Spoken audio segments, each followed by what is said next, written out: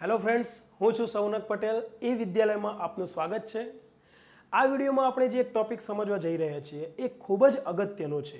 પરીક્ષામાં જે તમે બાયો ટેન્સ, એક્ટિવ પેસિવ જે ખાલી જગ્યાઓ ફિલઅપ કરવા જઈ રહ્યા હોવ છો એ વખતે તમને જે તકલીફ પડે છે એનું મેઇન કારણ એ છે કે આપણને એકચ્યુઅલી ક્રિયાપદના જે રૂપ છે પ્લસ બાયો ટેન્સની જે વાક્ય રચના છે આપણને સ્પષ્ટ નથી હોતી. શું આપણે પરીક્ષામાં જે ઓપ્શન આપેલા હોય છે એમાં ખોટું ઓપ્શન આપણે આઈડેન્ટિફાઈ કરી શકીએ છીએ? ખોટું ઓપ્શન આપણને જો ખબર પડે તો આપણે એ ખોટું ઓપ્શન ક્યારેય સિલેક્ટ કરવાના નથી. તો આજે આપણે આ વિડીયોમાં ખૂબ જ ઓછા સમયમાં 12 ટેન્સની વાક્ય રચના સ્પષ્ટપણે ક્લિયર કરી લેવાની છે. જો તમે તૈયાર હશો મિત્રો તો હું તમને આ વિડીયોમાં એટલું ઇઝીલી વાક્ય રચના તૈયાર કરાવીશ, પછી તમને થોડીક પ્રેક્ટિસ આપીશ. એ પ્રેક્ટિસ તમારે ઘરે શાંતિથી ચોપડામાં જ કરી લેવાની છે. તો 12 ટેન્સમાં તમને ફ્યુચરમાં ક્યારેય તકલીફ નહીં પડે. બરાબર, ચલો હવે આપણે શરૂ કરીએ. સૌ પ્રથમ તમારે 12 ટેન્સમાં સૌથી વધુ મેટર શું કરે છે? તો સૌથી વધુ મેટર કરે છે ક્રિયાપદ. આપણે ભૂલ શું કરીએ છીએ? તો ક્રિયાપદના આપણે માત્ર 3 જ રૂપ ધ્યાનમાં લેતા હોઈએ છીએ. પણ અહીં બોર્ડ પર તમે જોઈ શકો છો મિત્રો, ક્રિયાપદના ટોટલ અંગ્રેજીમાં કેટલા રૂપ ધ્યાનમાં રાખવાના છે? 5. V1, V2, V3, V4 અને V5. રાઈટ, મૂળ રૂપ તૈયાર કરતા હોઈએ છીએ. ભૂતકાળનું રૂપ છે, ભૂતકૃદન છે. એ જ રીતે તમારે ધ્યાનમાં રાખવાનું છે વર્તમાન કાળનું રૂપ અને વર્તમાન કૃદંત. ઓકે, આપણને ખબર હોય છે મિત્રો, એમિઝાર શબ્દો આપણા માટે પરિચિત છે. પણ એમિઝાર છે શું? તો એમિઝાર કયું રૂપ કહેવાશે? વર્તમાન કાળનું રૂપ. અને એ પણ કોનું વર્તમાન કાળનું રૂપ? બીનું વર્તમાન કાળનું રૂપ છે. હેવ હેઝ ખબર છે, પણ હેવ હેઝ છે શું? વર્તમાન કાળનું રૂપ હેવનું છે. ઓકે, હવે તમને પ્રશ્ન થશે મિત્રો કે અહીં મેં વચ્ચે બોર્ડર શા માટે લીધી છે? દિવાલ શા માટે બનાવી?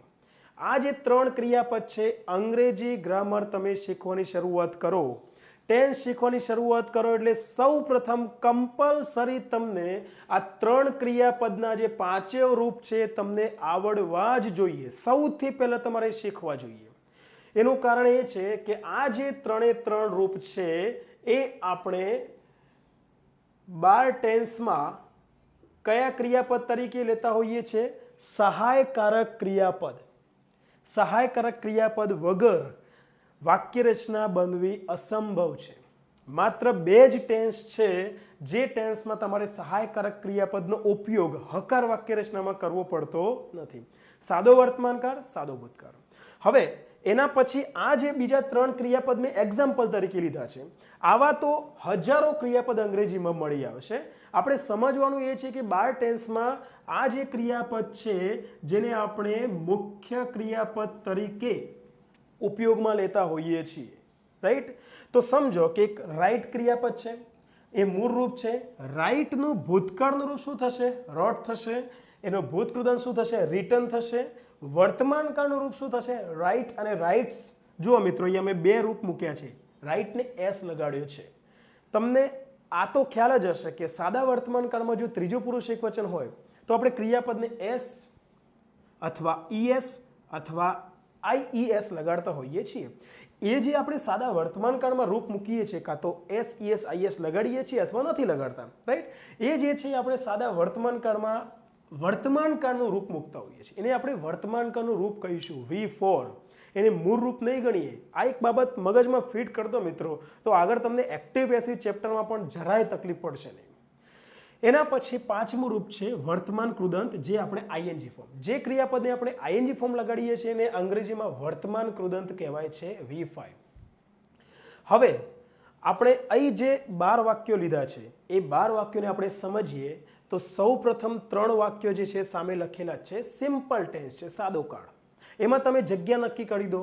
પહેલું સેન્ટેન્સ સાદો વર્તમાન કાળ, બીજો સેન્ટેન્સ સાદો ભૂતકાળ અને ત્રીજો સેન્ટેન્સ સાદો ભવિષ્યકાળ. એ જ રીતે બાકીના જે 3 વાક્યો છે, નીચે બીજા 3 વાક્યો છે, એ 3 વાક્યો ચાલુ કાળના છે. સૌથી પહેલો ચાલુ વર્તમાન કાળ, એના પછી ચાલુ ભૂતકાળ, એના પછી ચાલુ ભવિષ્યકાળ. એના પછી બીજા 3 સેન્ટેન્સ છે એ પૂર્ણ કાળના છે, પરફેક્ટ ટેન્સના છે. સૌ પ્રથમ પૂર્ણ વર્તમાનકાળ, એના પછી પૂર્ણ ભૂતકાળનું વાક્ય છે, એના પછી પૂર્ણ ભવિષ્યકાળ છે. અને એના પછી સૌથી છેલ્લે બીજા 3 જે વાક્યો છે એમાં સૌથી પહેલો ટેન્સ છે ચાલુ પૂર્ણ વર્તમાનકાળ, એના પછી ચાલુ પૂર્ણ ભૂતકાળ અને એના પછી ચાલુ પૂર્ણ ભવિષ્યકાળ. આશા રાખું છું મિત્રો કે તમને 12 વાક્યોમાં કયા ટેન્સનું વાક્ય કઈ જગ્યાએ છે તમને આઈડિયા આવી ગયો છે. સમજી લો કે હું ટેન્સનું નામ બોલું છું ચાલુ ભવિષ્યકાળ, તો તમારું ધ્યાન ક્યાં જવું જોઈએ? 6થા નંબરનું જે વાક્ય છે he will be writing an essay, આ વાક્ય પર આપનું ધ્યાન જવું જોઈએ. ટૂંકમાં તમને આ ટેન્સની જગ્યા, કયું વાક્ય કયો ટેન્સ કઈ જગ્યાએ લખેલો છે ખબર પડશે તો તમને 12 ટેન્સની વાક્યરચના તૈયાર કરવામાં બહુ સમય લાગશે નહીં. ચલો હવે આપણે શરૂઆત કરીએ કે તમારે એમાં સમજવાનું શું છે. હવે આ 12 ટેન્સના જે વાક્યો છે એમાં ક્રિયાપદ કયું લીધું છે આપણે? તો તમે જોઈ શકો છો ક્રિયાપદ કયું લીધું છે? રાઇટ, રોટ, રિટન, રાઇટ, રાઇટ્સ અને રાઇટિંગ. આ 5માંથી કોઈ પણ એક રૂપ આ 12 ટેન્સમાં હશે. 6થું કોઈ રૂપ છે નહીં. એટલે મગજમાં ફિટ કરી દો. તમને કોઈ પણ ક્રિયાપદના 5 રૂપ સ્પષ્ટ હોય તો એ ક્રિયાપદના આધારે તમે 12 ટેન્સના વાક્યો બનાવી શકો છો. શરૂઆત કરીએ સૌથી પહેલા સાદો વર્તમાનકાળ. સાદા વર્તમાનકાળમાં તમે કયું રૂપ મૂક્યું? રાઇટ્સ. રાઇટ્સ કયું રૂપ છે? વર્તમાનકાળનું રૂપ છે. એનો મતલબ શું થયો? સાદા વર્તમાનકાળમાં તમે મુખ્ય ક્રિયાપદ જે છે એ વર્તમાનકાળનું રૂપ જ મૂકશો, એના સિવાય બીજો કોઈ રૂપ મુકાય નહીં. એના પછી બીજો ટેન્સ જોઈએ સાદો ભૂતકાળ. સાદા ભૂતકાળમાં કયું રૂપ મૂક્યું છે આપણે? રોટ. તો રોટ કયું રૂપ છે? રોટ છે ભૂતકાળનું રૂપ. જે રીતે વર્તમાનકાળનું રૂપ આપણે સાદા વર્તમાનકાળમાં મૂક્યું એ જ રીતે સાદા ભૂતકાળમાં, અહીંયા હું ટૂંકમાં લખું છું મિત્રો, ધ્યાનમાં લઈ લેજો, સાદો ભૂતકાળ. જે રીતે અહીંયા સાદો વર્તમાનકાળ. તો સાદા ભૂતકાળમાં તમારે આ ભૂતકાળના રૂપ જ મૂકવા પડે છે. સમજી લો કે તમારે સાદા ભૂતકાળનું વાક્ય બનાવવું છે અને એમાં તમારે ઉડવાની ક્રિયા બતાવવી છે. તો ઉડવા માટે ક્રિયાપદ કયું છે? ફ્લાય. તો ફ્લાયનું સાદા ભૂતકાળના વાક્યમાં તમે કયું રૂપ મૂકશો? ફ્લ્યુ જ મૂકશો. જો ફ્લાઇંગ મૂક્યું કે ફ્લાઇઝ મૂક્યું કે ફ્લોન મૂક્યું કે ફ્લાય મૂક્યું તો એ વાક્ય ખોટું. એ સાદા ભૂતકાળનું વાક્ય ગણાશે નહીં. તો હું આશા રાખું છું મિત્રો કે તમને સ્પષ્ટ થતું જાય છે કે એકચ્યુઅલી અહીંયા જુઓ તમે, ફેરફાર ફક્ત ક્રિયાપદોમાં છે. કર્તાના સ્થાને જે હી છે એમાં કોઈ ચેન્જ થયો નથી. એ જ રીતે કર્મના સ્થાને એસે, તો બધા ટેન્સમાં તમે એસે મૂકી શકો છો, પણ બધા ટેન્સમાં તમે રોટ મૂકી શકતા નથી. જુઓ, બીજા કોઈ ટેન્સમાં રોટ મૂક્યું છે તો એનો મતલબ શું થયો કે તમારે ભૂતકાળનું રૂપ સાદા ભૂતકાળમાં જ મૂકવું પડશે. ચલો એના પછી ત્રીજો ટેન્સ જોઈએ. ત્રીજા ટેન્સમાં શું આપેલું છે? રાઇટ. ઓકે, રાઇટ કયું રૂપ છે? તો રાઇટ મૂળ રૂપ છે. ઓકે, તો આના પરથી તમે એક વાત નક્કી કરી દો કે મૂળ રૂપ જે છે એ કયા ટેન્સમાં આવશે? સાદા ભવિષ્યકાળમાં. ટૂંકમાં લખ્યું છે સાદો ભવિષ્યકાળ. સાદા ભવિષ્યકાળમાં તમારે શેલ અથવા વિલ પછી V1 મૂકવાનું રહેશે. ક્લિયર થઈ ગયું? તો 3 સાદાકાર આપણને સ્પષ્ટ થઈ ગયા. 3 સાદાકારમાં સાદા વર્તમાનકાળમાં વર્તમાનકાળનું રૂપ, સાદા ભૂતકાળમાં ભૂતકાળનું રૂપ, સાદા ભવિષ્યકાળમાં શેલ અથવા વિલ પછી મૂળ રૂપ મૂકવાનું છે. આ 3 ટેન્સ સમજાઈ ગયા ને મિત્રો?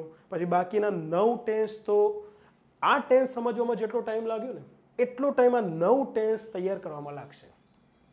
હવે સમજો તમે મિત્રો, આ 3 રૂપ તો 3 ટેન્સમાં આવી ગયા. રૂપ રહ્યા કેટલા? 2 જ રૂપ રહ્યા છે. એક ભૂત કૃદંત V3 અને બીજું છે V5 વર્તમાન કૃદંત. હવે આ 2 રૂપ જે છે એ બાકીના 9 ટેન્સને કવર કરે છે. સૌ પ્રથમ જોઈએ આપણે તો ચાલુ વર્તમાન કાળમાં કયું રૂપ છે? ING ફોર્મ, મતલબ આ રાઇટિંગ.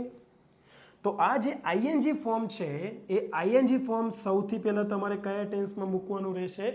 ચાલુ વર્તમાન કાળનું વાક્ય મૂકો તો તમારે ING ફોર્મ મૂકવું પડશે, V5 વર્તમાન કૃદંત. એ જ રીતે ચાલુ ભૂતકાળ જોઈ લો, એમાંય રાઇટિંગ છે. તો અહીંયા આપણે લખી લઈએ ચાલુ ભૂતકાળમાં પણ મુખ્ય ક્રિયાપદ ING ફોર્મમાં આવશે. એ જ રીતે જોઈ લઈએ ચાલુ ભવિષ્યકાળ. ચાલુ ભવિષ્યકાળમાં પણ તમારે મુખ્ય ક્રિયાપદ ING ફોર્મમાં મૂકવાનું રહેશે. ઓકે, આ 3 ટેન્સ તો થઈ ગયા. એનો મતલબ શું થયો? જે ટેન્સનું નામમાં ચાલુ શબ્દ આવતો હોય, ચાલુ વર્તમાનકાળ, ચાલુ ભૂતકાળ, ચાલુ ભવિષ્યકાળ, એ જ રીતે આ નીચેના 3 ટેન્સ જુઓ, આ 3 ટેન્સને હમણાં સાઈડ પર મૂકી દો. આ નીચેના 3 ટેન્સ જુઓ મિત્રો, એમાં પણ મુખ્ય ક્રિયાપદ આઈએનજી ફોર્મમાં છે ત્રણેયમાં. ચાલુ પૂર્ણ વર્તમાન કાળ, તો ચલો આપણે લખી લઈએ ચાલુ પૂર્ણ વર્તમાન કાળ. ઓકે, એના પછી ચાલુ પૂર્ણ ભૂતકાળ. ઓકે, અને એના પછી ચાલુ પૂર્ણ ભવિષ્યકાળ. રાઈટ? તો ત્રણે 3 ટેન્સમાં મુખ્ય ક્રિયાપદ આઈએનજીમાં મૂકવું પડશે. સમજી લો કે તમારે ચાલુ પૂર્ણ ભવિષ્યકાળનું વાક્ય બનાવવું છે અને એમાં તમારે ક્રિયાપદ લેવું છે ટીચ. તો ટીચને તમે આઈએનજી ફોર્મમાં જે રાઇટિંગની જગ્યાએ ટીચિંગ મૂકી દેવાનું છે. સમજી લો કે મારે એવું વાક્ય બનાવવું છે કે હું અંગ્રેજી શીખવાડતો રહેલો હોઈશ ભવિષ્યમાં, તો આઈ, હીની જગ્યાએ આઈ મૂકવાનું છે, વિલ, હેવ, બીન, પછી રાઇટિંગની જગ્યાએ શું મૂકવાનું છે તમારે? ટીચિંગ અને ઇંગ્લિશ. રાઇટિંગ આઈએનજીમાં એ જ રીતે તમારે ટીચ ક્રિયાપદ પણ આઈએનજી ફોર્મમાં મૂકવું પડશે. એનો મતલબ શું થયો મિત્રો? 6 ટેન્સ ધ્યાનમાં લઈ લો. 3 ચાલુ કાળ અને 3 ચાલુ પૂર્ણકાળ. એ 6 ટેન્સમાં તમારે મુખ્ય ક્રિયાપદ આઈએનજી ફોર્મમાં મૂકવાનું છે. 6 ટેન્સની વાક્યરચના તૈયાર કરતા સમય કેટલો લાગે મિત્રો? હવે એના પછી બાકી રહ્યા 3 ટેન્સ: પૂર્ણકાળ, પૂર્ણ વર્તમાન કાળ, પૂર્ણ ભૂતકાળ, પૂર્ણ ભવિષ્યકાળ. એ 3 પૂર્ણકાળમાં મુખ્ય ક્રિયાપદ જુઓ મિત્રો, 3માં કયું રૂપ મૂકેલું છે? Return, return, return. ત્રણેયમાં તો રિટર્ન કયું રૂપ છે? રિટર્ન ભૂતકૃદંત છે, V3 છે. તો મગજમાં ફિટ કરી દો. 3માંથી કોઈ પણ પૂર્ણકાળ તમારે લખવાનો હોય તો એમાં તમારે ભૂતકૃદંત જ મૂકવું પડશે.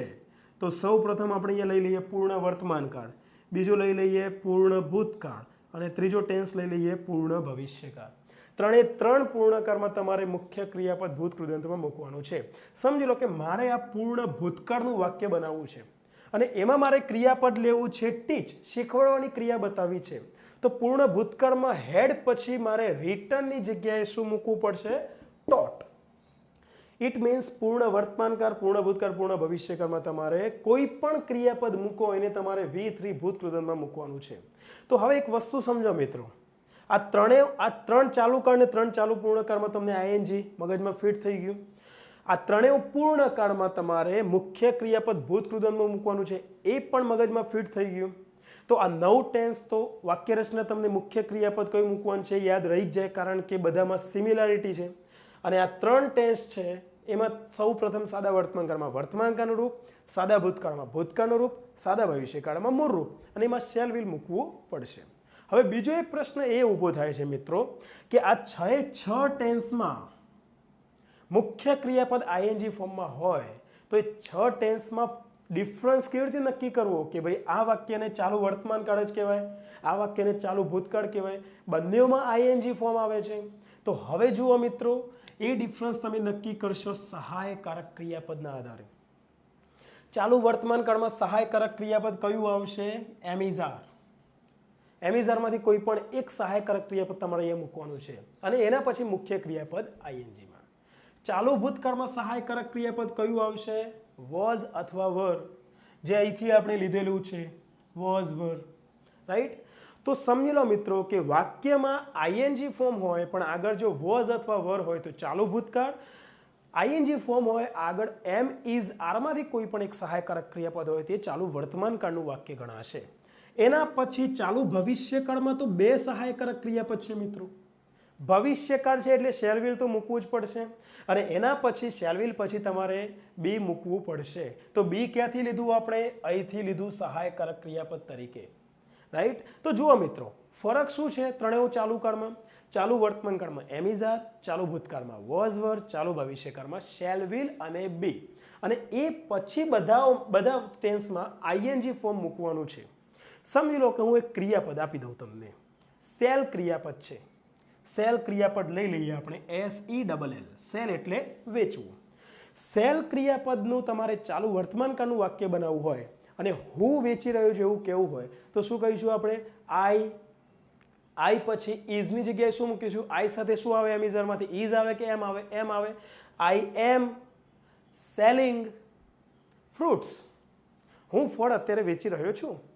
ચાલુ ભૂતકાળનું વાક્ય બોલવું હોય તો શું કહીશું આપણે? આઈ એમ ના બદલે શું મૂકીશું? I was selling fruits. સાથે બોલતા જાઓ મિત્રો, તો તમને પણ ધ્યાનમાં આવશે કે એકચ્યુઅલી તમે પણ વાક્ય બનાવી શકો છો. એ જ રીતે ચાલુ ભવિષ્યકાળનું વાક્ય બનાવવું હોય તો શું કહીશું? આઈ વિલ બી, રાઇટિંગની બદલે શું મૂકવાનું છે? સેલિંગ, અને NSA ના બદલે ફ્રૂટ્સ. આઈડિયા આવી ગયો તમને મિત્રો? હું તમને 10 વાક્યો આપું તો 10 વાક્યોના આધારે તમે 12 ટેન્સમાં વાક્યો બનાવી શકો છો. 12 વાક્યો એક વાક્ય પરથી બનાવો, 120 વાક્યો તમે આરામથી બનાવી શકો છો મિત્રો. હવે પ્રશ્ન થાય છે બીજો અહીંયા, પૂર્ણકાળ. ત્રણેયમાં ભૂત કૃદંત આવે છે. ફરક ક્યાં છે? ફરક સહાયકારક ક્રિયાપદમાં છે. તો પૂર્ણ વર્તમાન કાળમાં તમારે સહાયકારક ક્રિયાપદ કયું મૂકવાનું છે?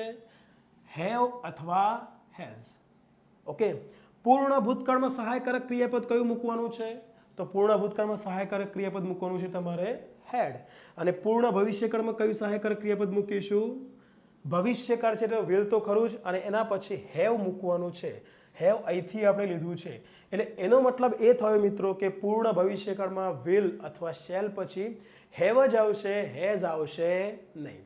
આ એક પાકું કરી દો મગજમાં. જે રીતે આ ત્રણ ચાલુ કાળમાં જે રીતે સહાયકારક અલગ અલગ છે, એ રીતે આ ત્રણ પૂર્ણ કાળમાં પણ સહાયકારક ક્રિયાપદ અલગ અલગ છે. અહીં આપણે હેવ હેઝ પૂર્ણ વર્તમાન કાળમાં, પૂર્ણ ભૂતકાળમાં હેડ મૂકીશું, અને પૂર્ણ ભવિષ્યકાળમાં શેલ વિલ પછી હેવ મૂકીશું, અને એ ત્રણેય સહાયકારક ક્રિયાપદ પછી ભૂત કૃદંત મૂકવાનું છે. એટલે ફરક ક્યાં પડ્યો મિત્રો? ફરક સહાયકારક ક્રિયાપદમાં પડ્યો. એના આધારે તમે આરામથી નક્કી કરી શકો છો કે પૂર્ણ વર્તમાનકાળ આને જ કહેવાય, પૂર્ણ ભૂતકાળ હેડ હોય તો જ કહેવાય, અને પૂર્ણ ભવિષ્યકાળ શેલ વિલ પ્લસ હેવ હોય અને પછી V3 હોય તો જ કહેવાય. બાકી શેલ વિલ અને હેવ આગળ ન હોય સહાયકારક ક્રિયાપદ તો એ વાક્ય પૂર્ણ ભૂતકાળનું કે પૂર્ણ ભવિષ્યકાળનું કહેવાશે નહીં. હવે આપણે જોઈ લઈએ છેલ્લા 3 ટેન્સ. છેલ્લા 3 ટેન્સમાં જુઓ બધામાં ING ફોર્મ છે, પણ જુઓ સહાયકારક ક્રિયાપદ અલગ છે. ચાલુ પૂર્ણ વર્તમાન કાળમાં હેવ હેઝ, અને એના પછી બીજું સહાયકારક ક્રિયાપદ નવું આવ્યું. એ ક્યાંથી લીધું આપણે? તો અહીં બીનું ભૂત કૃદંત બીન લીધું છે. એટલે એનો મતલબ શું થયો? હેવ હેઝ પ્લસ બીન, તો ચાલુ પૂર્ણ વર્તમાન કાળ, અને એના પછી ING ફોર્મ આવશે.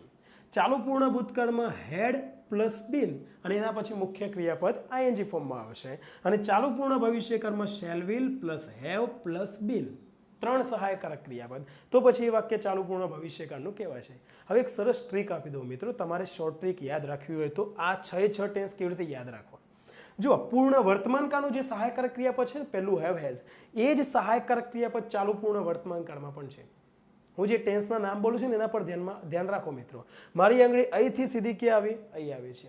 એ જ રીતે પૂર્ણ ભૂતકાળના વાક્યમાં સહાયકારક ક્રિયાપદ કયું છે? હેડ છે. તો ચાલુ પૂર્ણ ભૂતકાળમાં પણ સૌથી પહેલા હેડ સહાયકારક ક્રિયાપદ આવ્યું. પૂર્ણ ભવિષ્યકાળમાં વિલ હેવ છે. તો ચાલુ પૂર્ણ ભવિષ્યકાળમાં વિલ હેવ. એનો મતલબ શું થયો? કરતા પછી જે સહાયકારક ક્રિયાપદ આવે છે એ ચાલુ પૂર્ણ વર્તમાનકાળ અને પૂર્ણ વર્તમાનકાળ બંનેમાં સેમ છે. પૂર્ણ ભૂતકાળ અને ચાલુ પૂર્ણ ભૂતકાળમાં સેમ છે. પૂર્ણ ભવિષ્યકાળ અને ચાલુ પૂર્ણ ભવિષ્યકાળમાં પણ સહાયકારક ક્રિયાપદ સેમ છે. ફરક ક્યાં છે? તો અહીં હેવ હેઝ પછી V3 છે, પણ અહીંયા હેવ હેઝ પછી V3 છે નહીં. બીજું સહાયકારક ક્રિયાપદ બીન આવ્યું અને એના પછી ING. એ જ રીતે અહીંયા પણ બીન આવ્યું, ING, અને એ જ રીતે અહીંયા વિલ હેવ પછી પણ બીન અને ING. ક્લિયર થઈ ગયું મિત્રો? તો આ રીતે તમે જો વ્યવસ્થિત એક્સરસાઇઝ થોડોક ટાઈમ આપીને કરી લો, તમને 12 ટેન્સની વાક્ય રચના ફટાફટ આવડી જશે. બીજું એક સાયન્ટિફિક રીઝન તમને કહી દઉં મિત્રો કે 12 ટેન્સની વાક્ય રચનાઓ મેં એકી સાથે શા માટે લીધી. જો તમે સાદા વર્તમાનકાળની વાક્ય રચના અલગથી તૈયાર કરો, એના પછી સાદા ભૂતકાળની તૈયાર કરો, એના પછી સાદા ભવિષ્યકાળની તૈયાર કરો, એના પછી ચાલુ વર્તમાનકાળની તૈયાર કરો, એ રીતે અલગ અલગ તૈયાર કરશો મિત્રો તો બહુ ગૂંચવાડો થઈ જશે. પણ એકબીજાને કમ્પેર કરીને 12 ટેન્સની વાક્ય રચના લઈ લો, તમને ક્યારેય કન્ફ્યુઝન નહીં થાય. બીજી એક સરસ ટ્રીક આપું તમને કે કમ્પેર તમારે કેવી રીતે કરવાનું છે. સૌથી પહેલા જોઈ લો તમે, ભવિષ્યકાળ 4 છે.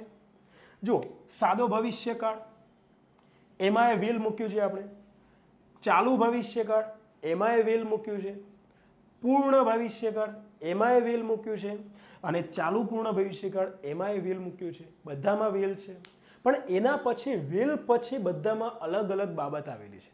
આમાં વિલ પછી V1 મૂળ રૂપ મૂક્યું, આમાં વિલ પછી શું મૂક્યું? બી, અને બી પછી ING મૂક્યું. મુખ્ય ક્રિયાપદ. અહીંયા રાઇટ મૂક્યું છે, અહીંયા શું આવ્યું? ચાલુ કરજે, રાઇટિંગ આવ્યું. અહીંયા જુઓ તમે તો વિલ પછી હેવ મૂક્યું છે અને હેવ પછી V3 મૂક્યું, ભૂતકૃદંત. જો અહીંયા વિલ પછી V1, ચાલુ ભવિષ્યકાળમાં વિલ પછી B પ્લસ ING, પૂર્ણ ભવિષ્યકાળમાં વિલ પછી હેવ અને હેવ પછી V3 ભૂતકૃદંત.